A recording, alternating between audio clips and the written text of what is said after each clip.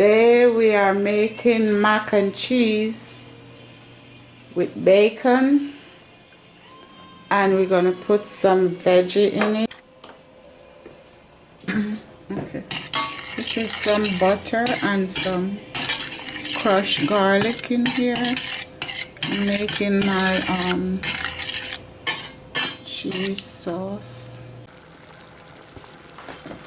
Okay, I had some cornstarch in because I didn't have flour, and black pepper and a little salt in it.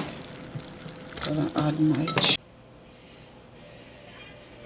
Okay, my cheese sauce is ready. So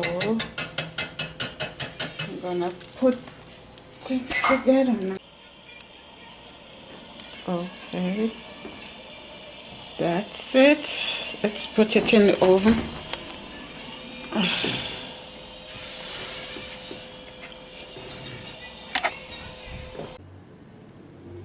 Here we go, bacon and veggie mac and cheese.